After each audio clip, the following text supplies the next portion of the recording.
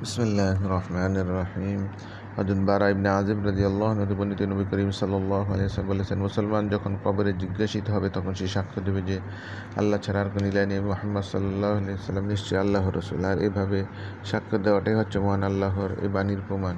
ইউসাব্বিতুল্লাহুল্লাযীনা আমানু, আল্লাহ মুমিনদের সে অটল বাক্যের কালেমা তাইয়্যিবার কারণে দুনিয়া আখিরাতের জীবনে সুদৃঢ় রাখবে।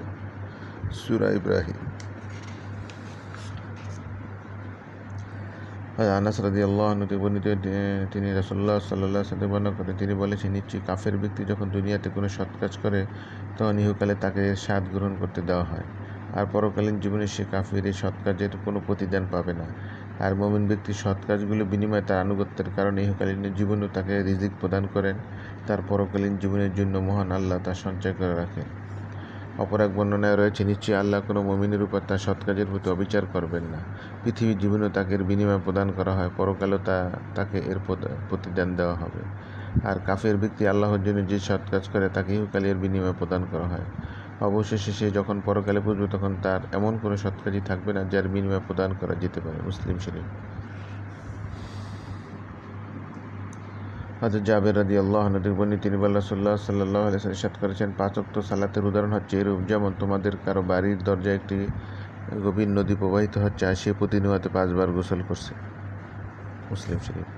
হযরত ইবনে আব্বাস রাদিয়াল্লাহু আনহু থেকে বর্ণিত, তিনি বললেন, আমি রাসূলুল্লাহ সাল্লাল্লাহু আলাইহি ওয়াসাল্লামকে বলতে শুনেছি, কোনো মুসলমান ব্যক্তি মৃত্যুবরণ করলে তার জানাজার নামাজে এরূপ ৪০ ব্যক্তি যদি উপস্থিত হয় যারা আল্লাহর সাথে কোনো কিছুকেই শরীক করেনি, তবে মহান করুণাময় আল্লাহ মৃতের পক্ষে তাদের সুপারিশ কবুল করবেন। মুসলিম শরীফ।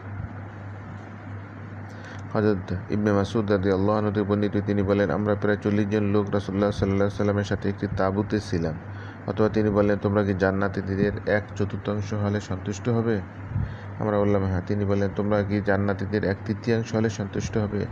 আমরা বললাম, হ্যাঁ। তিনি বললেন, মুহাম্মাদের জীবনে যার কুদরতি হাত, ওই সত্তার কসম, আমি দৃঢ়ভাবে আশা করি তোমরা জান্নাতবাসীদের অর্ধাংশ হবে, কারণ একমাত্র মুসলিম ব্যক্তিদের জান্নাতে প্রবেশ করবে, আর তোমরা হচ্ছ মুশরিকদের মাঝে কালো রঙের ষাঁড় গরুর চামড়ার মাঝে একটি সাদা পশমের ন্যায়, বা লাল রঙের ষাঁড় গরুর চামড়ার মাঝে সামান্য একটি কালো পশমের ন্যায়।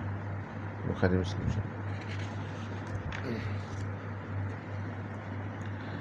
হযরত আবু মুসা আশআরী রাদিয়াল্লাহু তাআলা আনহু থেকে বর্ণিত, তিনি বলেন, রাসূলুল্লাহ সাল্লাল্লাহু আলাইহি ওয়াসাল্লাম ইরশাদ করেছেন, কিয়ামত দিন মহাপরক্ষে আল্লাহ মুক্তির জন্য প্রত্যেক মুসলমানকে একজন ইহুদি অথবা একজন খ্রিস্টান দিয়ে বলবেন, জাহান্নাম থেকে নারীর জন্য এই লোক তোমার মুক্তিপণ।